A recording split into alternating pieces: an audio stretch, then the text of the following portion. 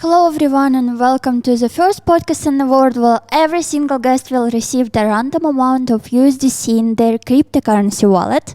Here I will talk with people from all over the world to get to know their culture better. Let's get started. May you introduce yourself, please? My name is Anna Komatsubara. I'm 21 years old and I'm from Japan. My name is Amanda Ward. I'm 28 years old and from the USA. Let's start with stereotypes about your country. Can you reveal the most common stereotype about your country, please? Okay, in my country, most of people think that we will eat sushi every day, but actually we eat sushi in like a special days. So, for example, like graduate or enter the university or celebrate the birthday. So we don't eat sushi every day. Oh man, there are a lot of them. But I think often what I think of the most is that a lot of people, I guess, are lazy and always, eat like burgers and fries and stuff like that. And all of that when really it's very, very, very different from that. So it's not always that every day. So yeah, that's usually what I think of first when I think of stereotypes of Americans. So Name best thing of being person of your nationality. I'm Japanese, but I think we are good for respect each other. This is the good nationality for us. me, I think the best part of being American and from America is the diversity that we have here. And I think that's the biggest thing that I love about being from here and living here is just how diverse it is and how many different people come from other countries and have all of these different cultures and different languages and things like that. So Can you tell me who's the most popular persons in your country? I think Ichiro is the most popular person. He is the baseball player and he gives the dream to children that if we don't give up, then we can do anything. He always say that. So many children think that we can do anything without anything that we don't give up. usually the celebrities that I think of are like the Kardashians and people like that. A lot of influencers and stuff like that. Right now, I'm trying to think of who else. The Kardashians is what comes to my mind first, and of course, our president that we have, Joe Biden, and people like that that are more so in the national light. So What is your favorite TV show or series? Favorite TV series is Code Blue. This is a Japanese series that this story is about the doctors, and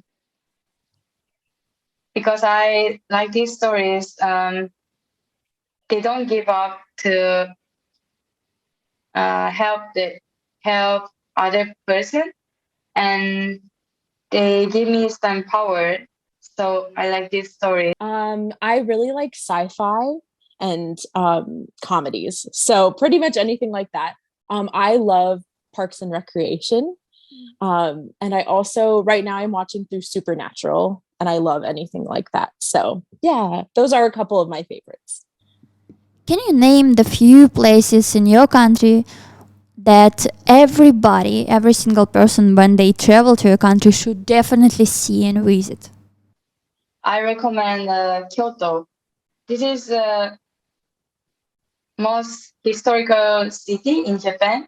So if you go to Kyoto, you can learn about Japanese history and you can wear the Japanese traditional dress and eat the Japanese traditional food. So you can enjoy Japan.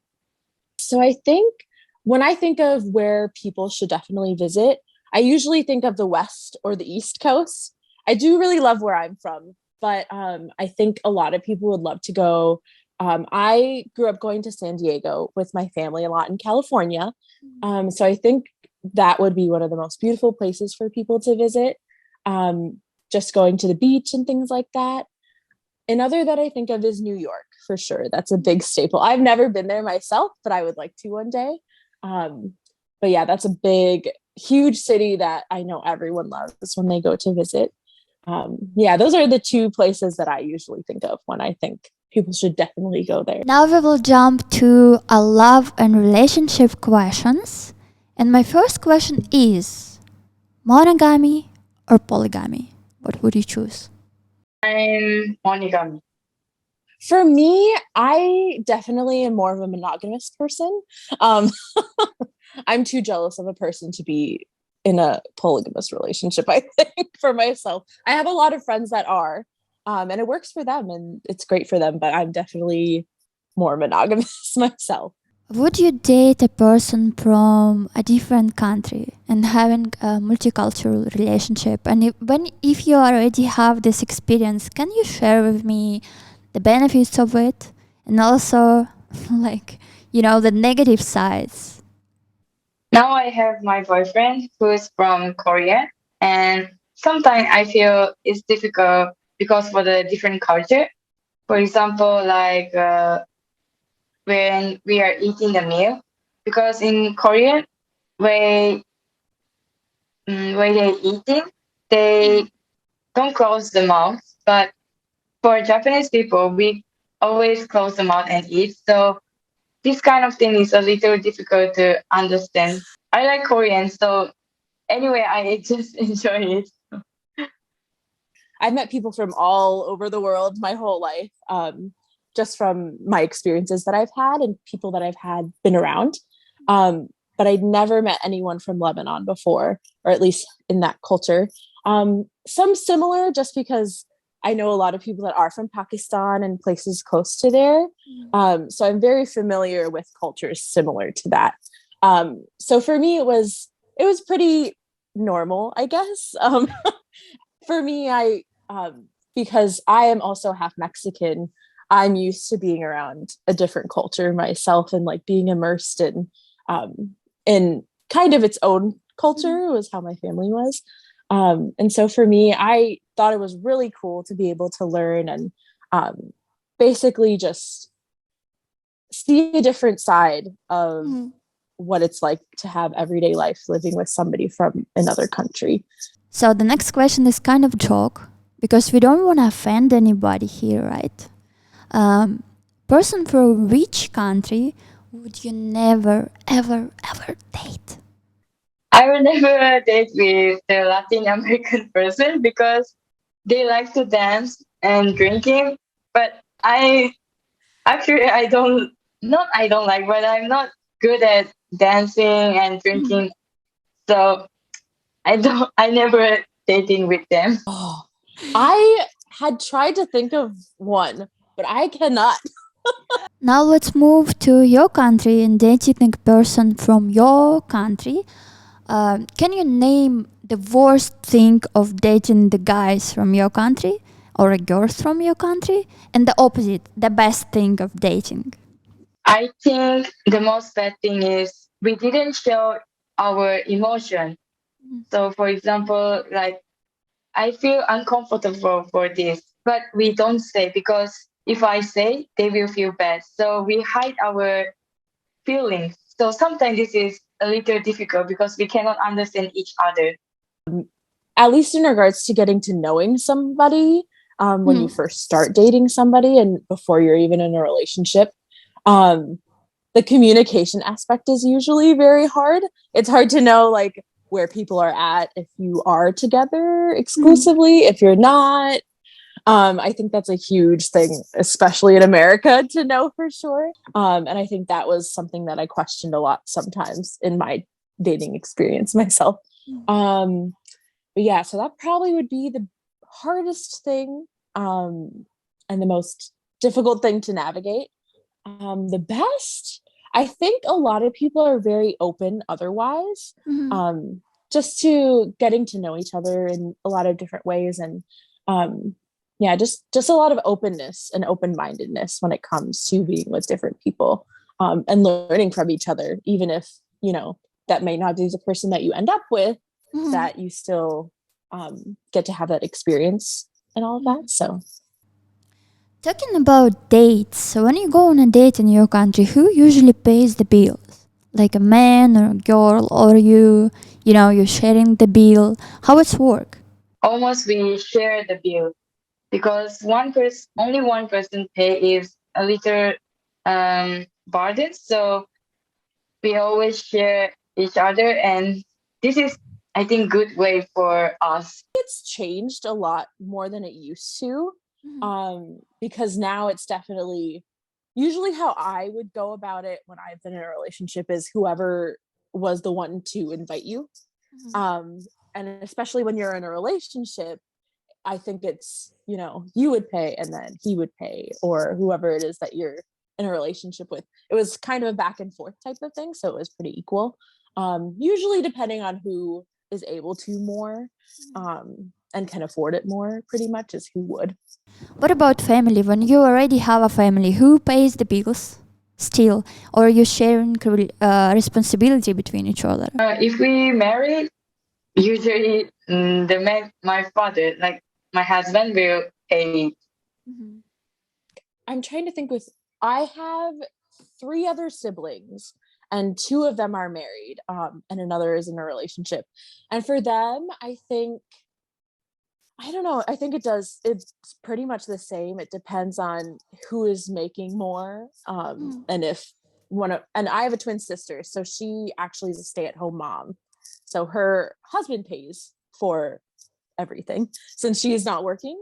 So I think that dynamic changes things as well, depending on, who's staying at home, who's not.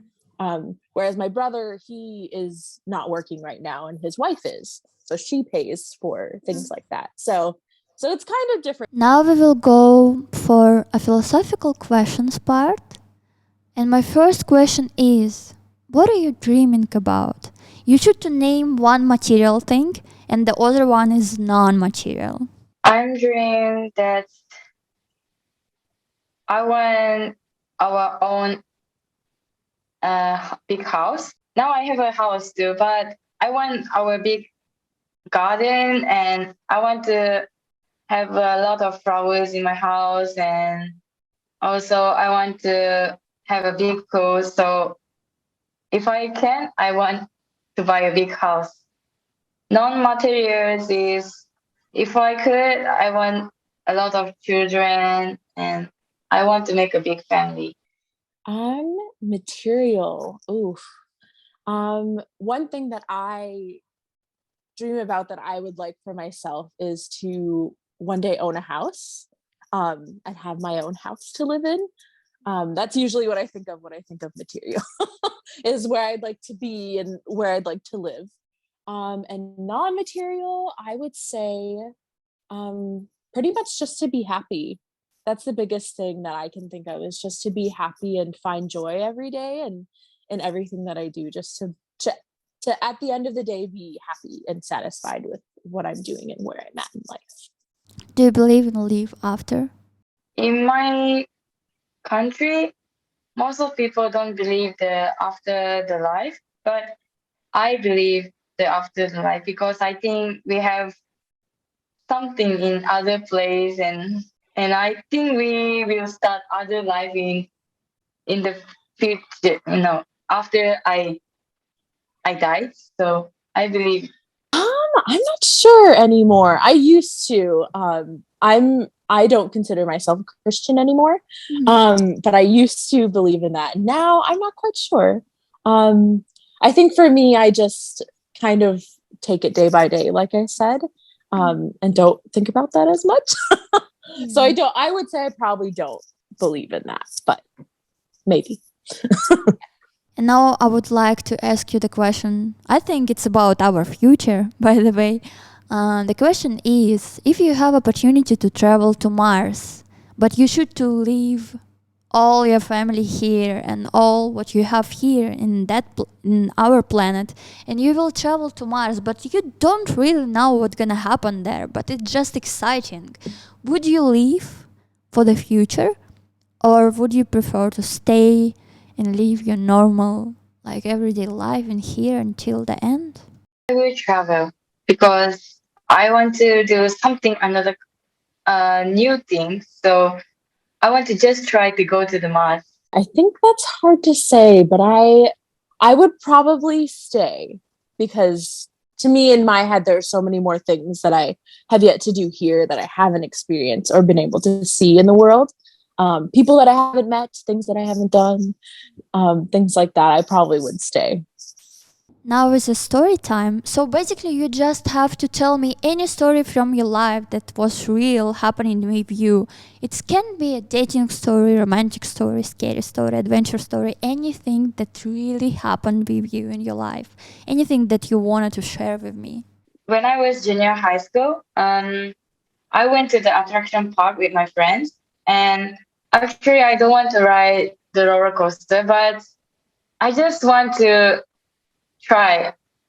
And I ride the roller coaster, but I cannot open my eyes and I cannot scream. And I was just riding, and after I get off the roller coaster, I fell down from the stairs, and I was in the emergency room. I decided that I never ride the roller coaster in my life. So I actually have had the opportunity to travel a lot in my life and with my family and things like that. One of the places that I went to live was Turkey. I lived in Turkey for 3 months during a summer. And I remember every single day it stormed while I was there, which never happened. It was very bizarre. And I remember hearing that. And there was one day where we were going to the market. And right when we got to the market, it started downpouring, like the worst that I have ever seen in my life, where it was flooding everywhere. And it started storming as well. And for us, the way that we traveled around was public transport.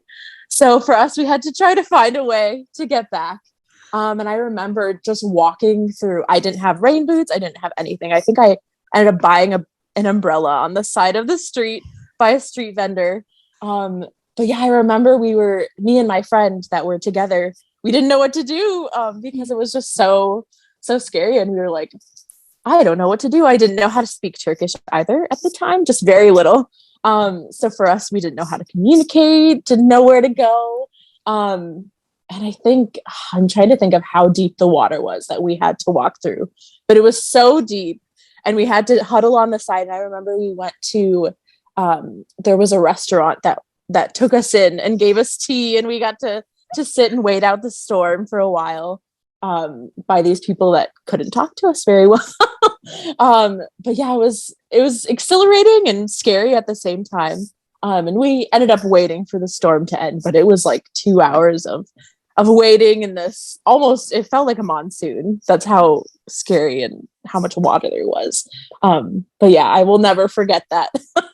So now it's time to spinning the wheel, and randomly amount will appear on the screen of the phone, and you will receive this amount in USDC on your crypto wallet. Are you ready?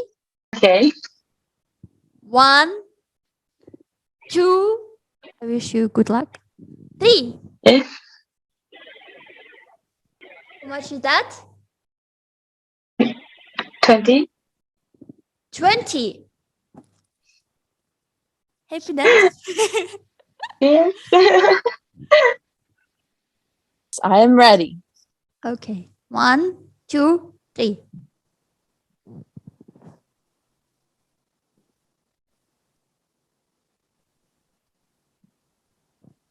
$25. Good. 25 USDC. Yes. Thank you. I want to thank you today, guest, for participating with me, and see you in the next episode of Unique or Topical Podcast.